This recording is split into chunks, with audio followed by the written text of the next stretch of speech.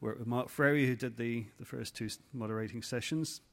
I am very pleased to welcome Ben today from the Ordnance Survey. We spoke, well, I moderated, he spoke at a conference earlier this year when I first came across what Ordnance Survey was doing. I've got a vested interest. I'm from Southampton, that's where the OS is based, so I've always known about it, but not known a great deal of what they do. Ben hit an age, and he decided to move in from the private sector into the public sector for the first time, and he would have done that for a reason. And the reason is the Ordnance Survey has 230 years of history of mapping data. I believe Minecraft is using data supplied by the Ordnance Survey for it's got contours. Google doesn't have contours. If you think about that, it's a colossal thing to have. And Ben will tell you a lot more, but one stat he did tell me, which I'm amazed at, is the Ordnance Survey makes 10,000 changes to its database every day because roads disappear, petrol stations are torn down, new roads are built. And that attention to detail and the scope of what OS can do in future mapping and digital enterprises is terrifying. But I'll leave Ben to explain more about that than I, because he knows far more about it than I. So please welcome Ben Scott Robinson. Thank you. Thank you very much for hanging on. Clearly a bit more of a specialist thing, I suppose, than BuzzFeed, and slightly fewer kittens, apologies. I wanted to share with you a little bit today, I suppose what you could call a work in progress. And it's a very dear and passionate thing for me, the work that we're doing at the moment. And I hopefully over the next sort of 20-25 minutes you'll see why. So does everybody here know Ordnance Survey? Obviously apart from Steve's thing. Is everybody aware? Okay, brilliant. That's fantastic. Well, I'll quickly rush through the history bits then. So, clearly in this area of tech startups and everything, we feel very at place, being formed in 1791. We were originally set up by what was the Royal Ordnance, or the Ministry of Defence, to map, originally actually Scotland, where those Jacobites had just kicked off and causing all sorts of problems, so we wanted to try and find out what was going on in Scotland. We completed what was the first mapping, complete mapping of a country anywhere in the world, the triangulation of Great Britain 20 years later. And then a long time after that, in 1995, we were the first people to create a fully digitised map of a country, which became something called Master Map. We were military all the way up until 1983, and still our boss is called a Director General, which is all a bit scary, but turns out it's quite a nice chap, actually. So now we are, there's a large part of our work which is working with business. So OS data, particularly master map topographic layer, underpins £100 billion worth of Britain's economy. To put this in perspective, there's not a major building piece of work that goes on that doesn't use Ordnance Survey data. There's not a infrastructure piece of work that doesn't use Ordnance Survey data. There's nothing really that can happen in a place at any sense of scale which doesn't need OS in some way. So we generate, or help generate, 400 million in new revenues for different companies. And as was mentioned, we change our mapping data 10,000 times a day.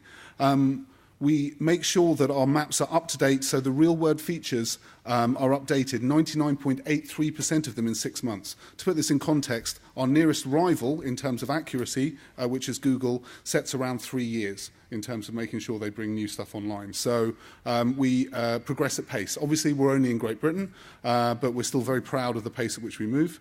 All major digital mapping products that you use, and I am not allowed to mention any brand names, but all of them use Ordnance Survey data in the background in Great Britain. But that's the business bit, which is all very serious and high-powered and all the rest of it. But the bit, I suppose, that's really interesting to me, and the reason why I'm here, is talking about the leisure part. And at the moment, I'm very sorry to say, being a digital native myself, that Ordnance Survey is paper maps. Now, we sell 1.8 million paper maps a year. And the maps are loved by the vast majority of the population of the UK. They're not necessarily loved by children at school. We're the only brand that's in the curriculum, and there's a large number of GCSE children who absolutely despise us for making their life very, very hard. But a couple of quotes just to throw in. The nation was granted Ordnance Survey's maps in particular an affectionate place in the hearts of map readers, from The Guardian. And then John O'Keefe, recently, who won a Nobel Prize for looking at how the brain works as a GPS this year, was a Canadian native who moved to the UK. And one of the reasons he came here was the BBC, another the NHS, and another the Ordnance Survey map. And I think that this kind of nails why I'm here and why I'm talking about what's going on. Maps in the modern era, in the digital era, tend to be viewed as a functional thing. They are a background, a support to a list. They are a way of being able to see where a hotel is or where a pub is. Maps, in the way that people react to them, are an emotive thing. When you are going to travel to a place, you will look at a map not because you need to know where the nearest tobacconist is, but because you want to see what's going on around. You want to get a sense and a feel for the environment that you're in. And as a result, people have an emotional tie to those maps. When I first started working at Ordnance Survey, a whole 9 months ago, whenever I said that I was there, I got this sort of upswell of love from people that I never got when I was working in startups or never got when I was working in digital agencies. It's like, wow, I love maps. I love maps. And they love Ordnance Survey maps particularly. So my purpose, trying to bring Ordnance Survey into the digital age, particularly Ordnance Survey Leisure into the digital age, is to bring some of that with it. So I'm here really to talk about this project I'm involved in. I've been involved in it for 9 months. It's going to go on for another 9 months a year after this, but ultimately it's to bring Ordnance Survey's leisure mapping into the digital age. And this isn't just a question of taking the existing Ordnance Survey maps and putting them on an iPhone or putting them on a website. It's a question of creating a digital experience which replicates the engagement, the emotional engagement that people feel with Ordnance Survey paper maps today. So, I've set us 2 product goals in producing this. The first one is this concept around elegant complexity.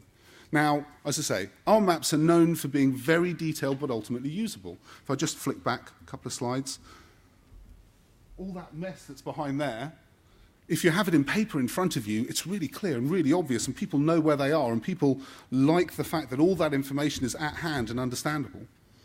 But it's not digital, it's paper, and it doesn't work in digital.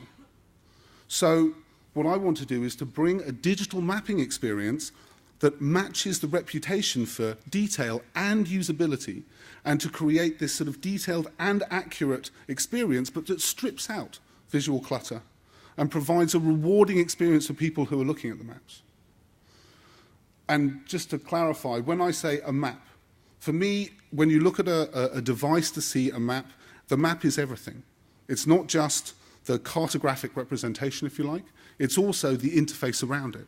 It's the way you interact with it. It's the transitions and the movements and the feeling you get when you're moving it around. It's when you click on it, what happens, what information is revealed below that. There's a whole load of information around an interactive map which is not available in paper, but is something that we have to bring out and make an experience. And the second goal, which I've kind of alluded to pretty heavily, is that at the moment, maps in the digital space are viewed in a very functional way. They are viewed as a way to get from where you are to somewhere that you don't really know, or to see pictures of a place you don't really know. It's a functional engagement. It's not emotional, or at least the emotion is very much pushed down. So how can we bring that emotional resonance that I hear every time I talk to people about Ordnance Survey maps and make that relevant in the digital space? And how can we make products that are more than functional, but that are really crafted to create this positive emotional engagement? So the aim for what I'm trying to achieve as head of the interactive experience here is to create this digital mapping product that has the same functional value and the same emotional resonance as our paper products have.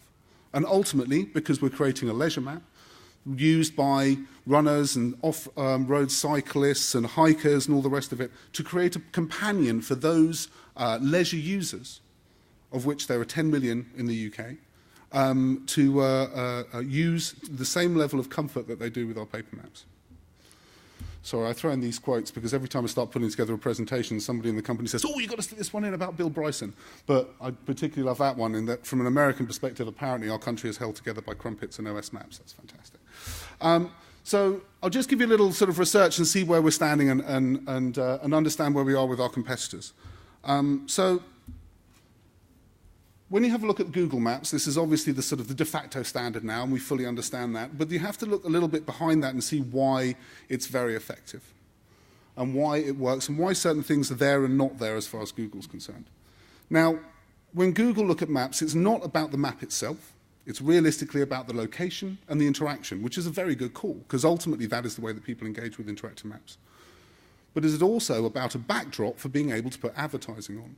And if you look at the purpose for Google Maps, this is their primary use. And you will see if you engage with Google Maps that the level of detail which would make people's lives easier is actually stripped out. And it's a lot more basic than you would think. And from what we see, that has led to the development, and a very successful development, of requiring support from a photographic medium, Street View. So everybody's familiar with being able to use a Google Map to get to a certain point and then use a Street View to be able to find out where they're going. Now, ultimately, that's a very rewarding experience if you can do it, but ultimately it's also quite clunky. You're switching between two environments to be able to find where you're going, and a reflection, I think, of the design of Google Maps as they stand. An unbelievably successful product, and I hope you've all heard of this, is Citymapper, which for us is a really beautiful piece of design. Citymapper is one of the most popular things in London at the moment because it allows you to get from A to B by whatever means you want to, as clearly and as simply as you can. It's a fantastic thing, but it's all about the journey. The map in some ways is not back, but it's all about that contextual information of finding out where you are, where you want to go, and how you want to get there. It's a lovely piece of work. Similarly lovely is the product Waze, and I don't know if any of you have engaged with this, but it's a car GPS, right? It's a turn-by-turn navigation tool that is almost entirely driven by user-generated content and by social engagement. All the information around traffic speeds, all the information around hold-ups and breakdowns and anything else is driven by other people using Waze on the road. It is the ultimate sort of realization of social engagement and social interaction in a mapping environment. And it's phenomenal. I use it all the time. I think it's really good. And I think what it shows is that a map is not a static thing. A digital map has to be able to react to the environment, to the time that it's in. So from Waze, what I love about it is that it's not just about the fact that there's traffic there, but it's also little other pieces that you can comment on, sort of interesting stuff around. And it encourages people to view the map as the thing that you're seeing, but also the relationship with all the other people who are looking at it as well. And it's a lovely thing. Another lovely thing is Recce. Now, Recce, underpinned by OS data, is essentially it's a map as a game. This is a fully 3D map of the UK, US, Canada, and Japan, which allows you to go down pretty much to street level and see the buildings as buildings, to see cars and roads as the cars and roads. Ultimately, if you plug in the data, to be able to see the buses, where they are on the street. It's a phenomenal piece of work. It feels like a game, but it's real life. It is a very usable product, and it's something that I've admired for a long time since it's come out. But again, that looks at the way that you engage with maps in a different way. It comes back to that emotive engagement, and this emotive engagement is about fun. It's a fun thing to see and play with. I think the engagement on Recce is something like 4 times as long as an average session length as any other mapping product. So, some very cool things. So that's interesting in seeing what else there is in the marketplace. But I think that one of the interesting things as far as we were concerned is to see how people use maps at different levels and different points. So, going back to the picture I showed you of the leisure map before, that is one thing, right? It's a piece of paper, it works on one level. Digital maps, they work at all sorts of zoom levels. And what's really interesting is people engage with them in different ways at those different zoom levels. And we've done quite a lot of work around this to discover why and how people were doing, how people were using maps at different zoom levels, etc.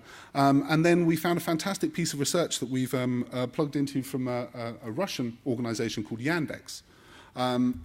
who came up with a fantastic way of generalizing content and finding out about these different levels of zooms and how people engage with them. And it works in a very simple way. So you have to get into the mindset, and you'll just see, it sounds self-evident, but this sort of stuff is only really evident if you start sort of looking into it. So if you look at a country at a high level, the users are interested in saying, oh, there's the country, there's the shape of it, and the emotive power of the shape of a country is a very strong thing. And there are the cities, and there are the bits that join them together. And that's pretty much it. But it's very enlightening to be able to understand, is it long and thin, is it square, is it surrounded by water or land, all this sort of stuff. But then if you zoom in and you go to a city level, again, it's about seeing that shape, and it's about understanding where the districts sit in that shape.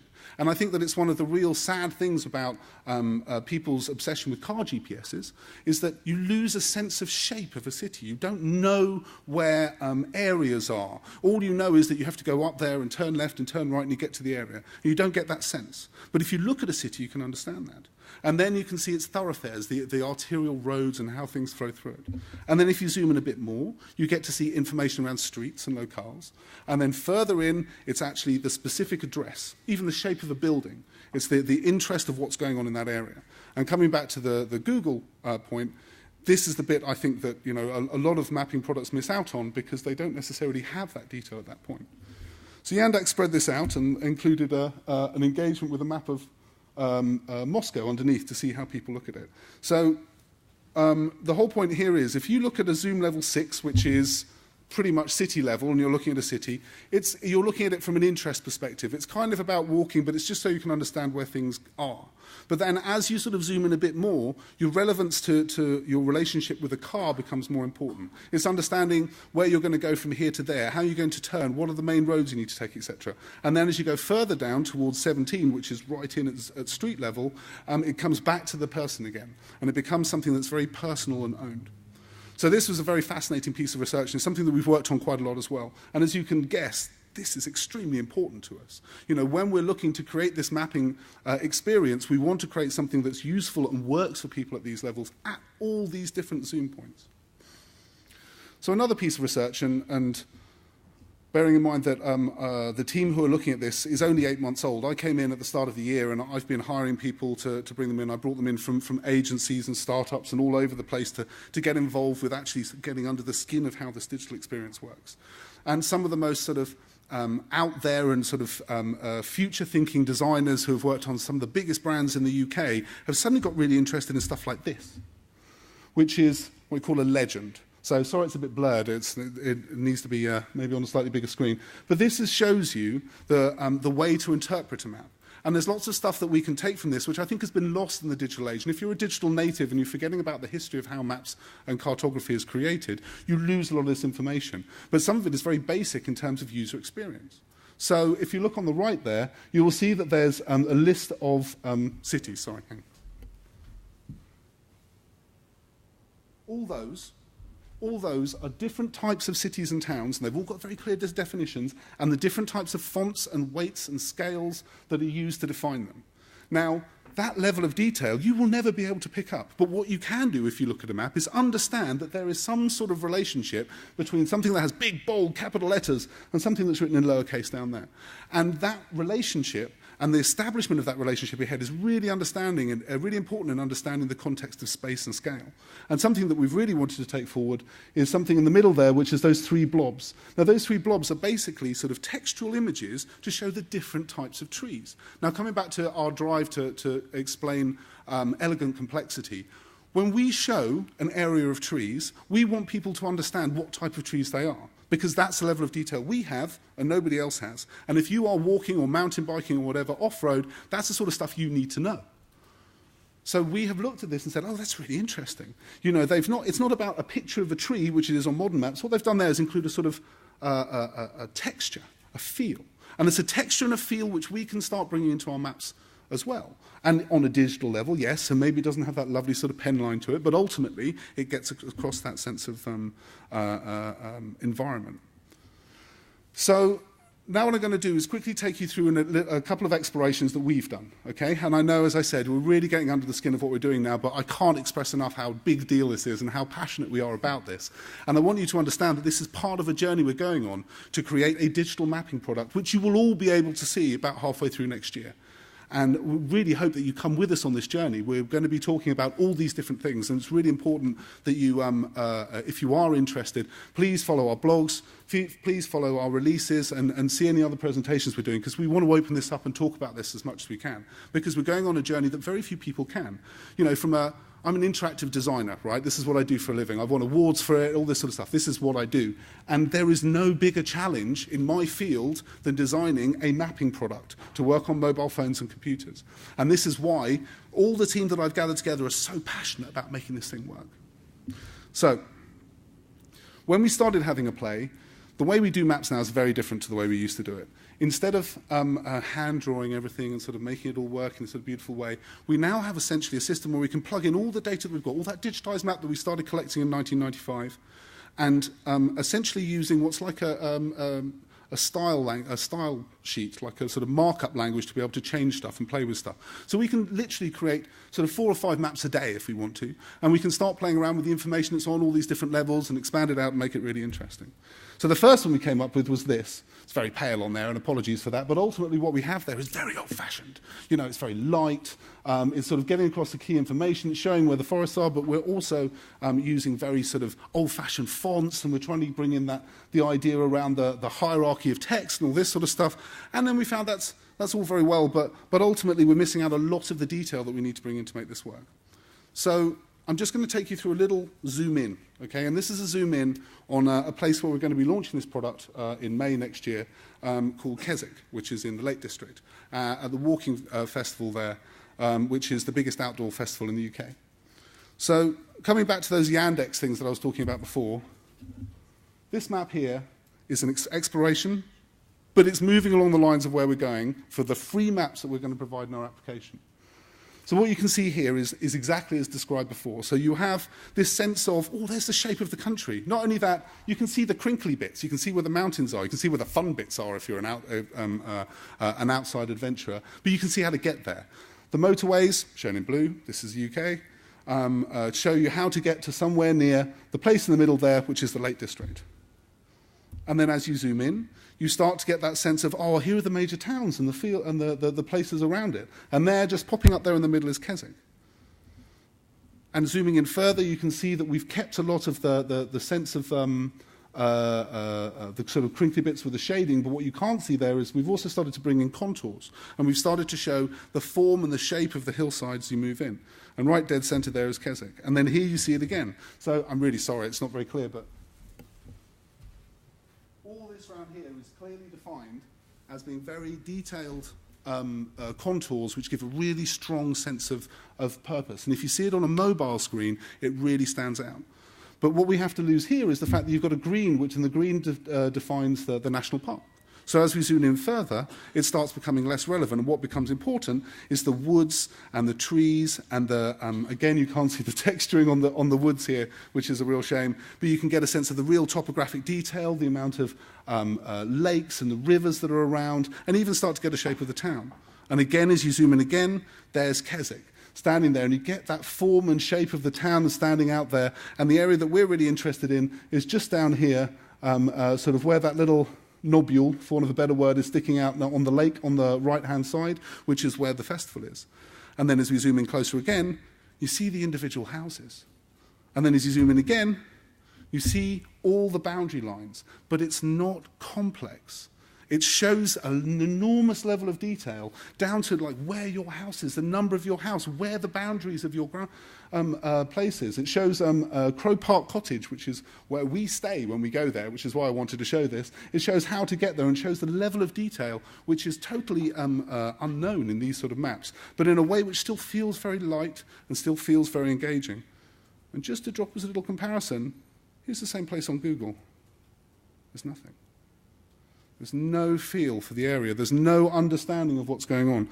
So if we just flip back again and here, and I think you can understand this sort of the pleasure it is in being able to start from scratch and work through this stuff and get a real sense of place and understanding of what's going on. So that's a little bit of an introduction to where we are, and I'm sorry it's a work in progress, right? I'm sorry I can't show you the final product, and I'm sorry that I can't give you little examples to play with. But we will. So what's next? Well, we're also working through the user experience design at the moment, going through a very lean iterative process, doing a lot of testing, a lot of prototype work at the moment, and we're also bringing the brand in, so how the elements, the emotive elements of the brand start to be brought out, and how you can start engaging with Ordnance Survey as this 220-year-old company and allowing it to be expressed in the modern environment. We're also looking, and this is, again, I've got one designer who is totally geeking out on this, the iconography and how this works, and just taking all these very clear, very sort of lovely symbols which have been developed over time within Ordnance Survey and making them work in the digital space. So ultimately, at the end of that, we will then have the product. And if you can come up to Keswick in May, or you go to Digital Shoreditch in May, you can have a look at this and see it firsthand when it comes launched.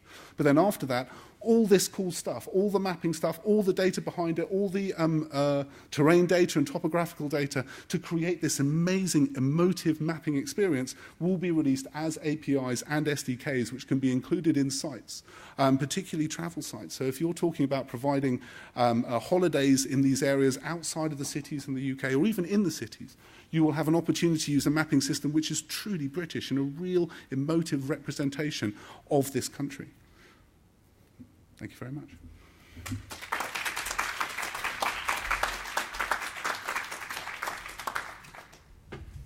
Thanks, Ben.